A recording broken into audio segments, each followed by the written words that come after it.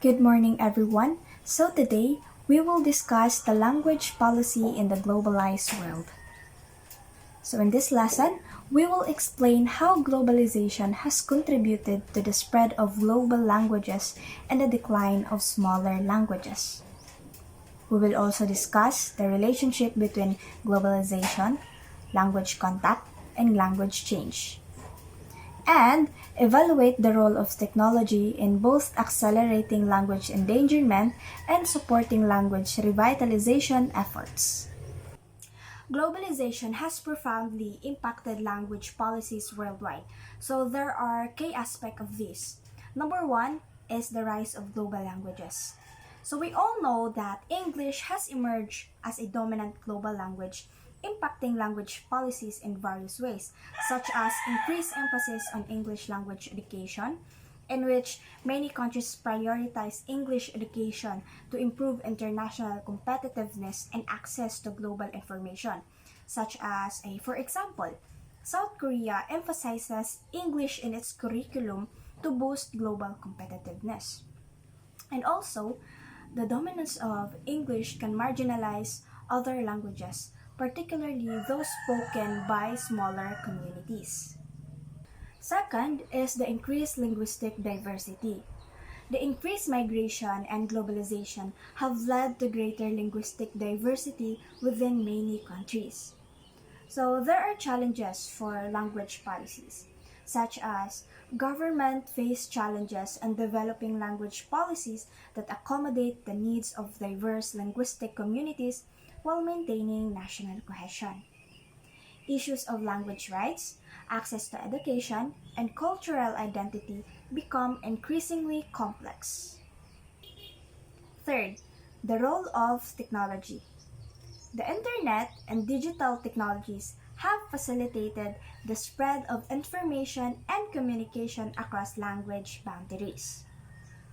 So, it has also impacted on language use, such as the rise of social media and online communication has led to the emergence of new language varieties and the rapid spread of linguistic trends, such as media apps like TikTok, in which it has slang and linguistic trends like Gen Z phrases or hashtags. Technology can also be used to document and revitalize endangered languages. International cooperation. UNESCO plays an important role in promoting linguistic diversity and supporting language policies that respect and protect the rights of all language speakers. They also advocate for multilingual education and the development of language resources. Fifth, the K challenges. So, there are three challenges in this. These are the language endangerment, digital divide, and balancing global communication with linguistic diversity. So, let's start at the language endangerment. Globalization can accelerate the loss of endangered languages as dominant languages exert increasing pressure on smaller languages. The digital divide. Unequal access to technology and digital literacy can worsen existing language inequalities. And the balancing global communication with linguistic diversity. So, finding a balance between the need for global communication and the importance of maintaining linguistic diversity is a major challenge for language policy in the 21st century. In conclusion, globalization has presented both opportunities and challenges for language policy. It is crucial for governments and international organizations to develop and implement language policies that promote linguistic diversity, protect the rights of all language speakers, and ensures that everyone has the opportunity to benefit from the opportunities presented by globalization. Now, let's talk about globalization and language diversity. So, globalization has had a complex and multifaceted impact on language diversity. On the other hand, it has fostered increased contact between different languages and cultures, potentially leading to linguistic enrichment and emergence of new varieties. On the other hand, it has also contributed to the decline of many smaller languages, threatening global linguistic diversity. Here are the key impacts. First, the spread of global languages. Globalization has facilitated the spread of few dominant languages, such as English, Spanish, and Mandarin, across the globe. This language often gain prominence in international business, media, and education, exerting the significant pressure on smaller languages. For example, in many Asian and African countries, English is the primary language of education and business, even though it is not the native language of most citizens. In former Spanish colonies like Philippines, Spanish was once a dominant language, but over time, English replaced it in education and government.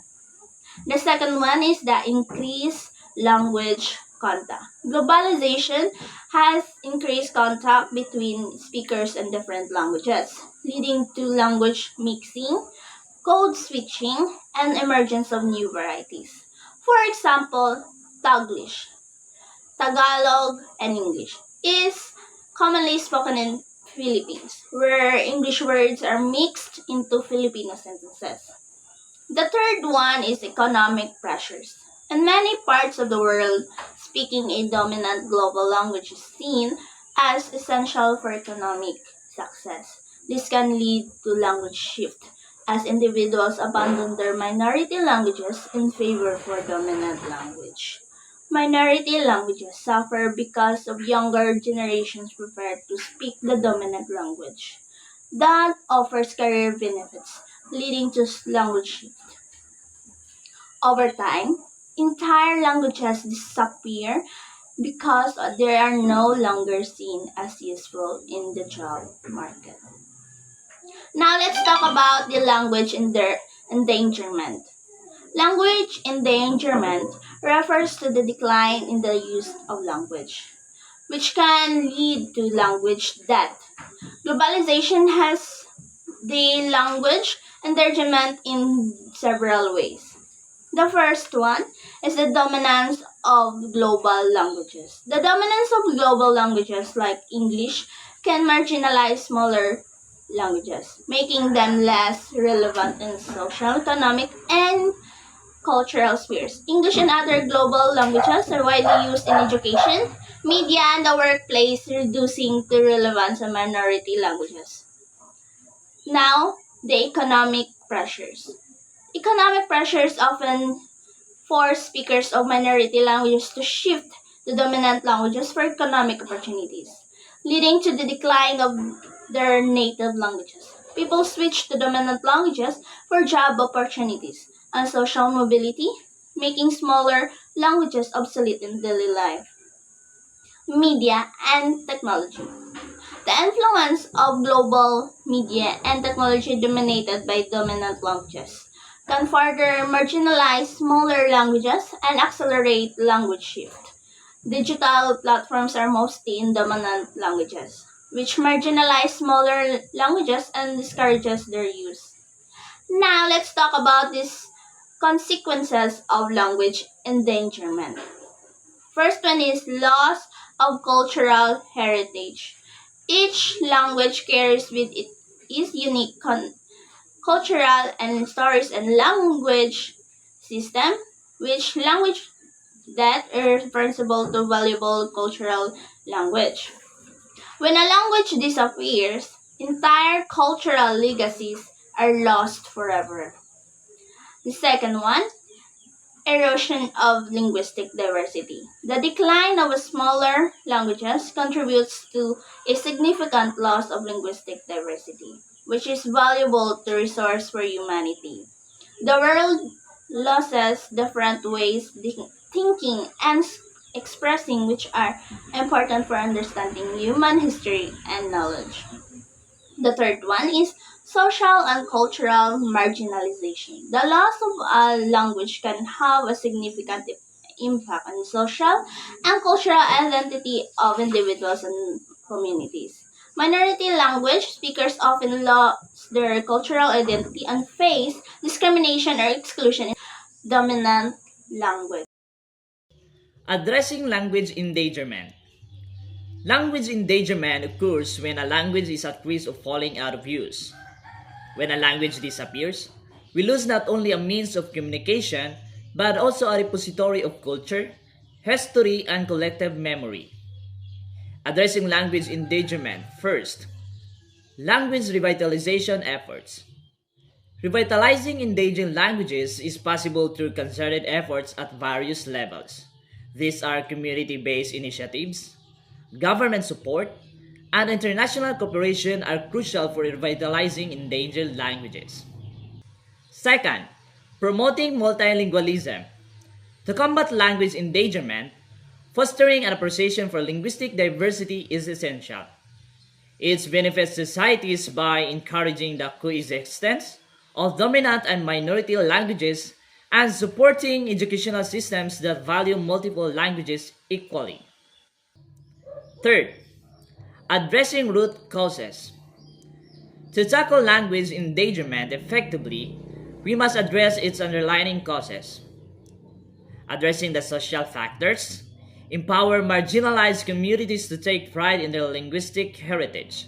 Economic factors, provide economic incentives for using and preserving native languages.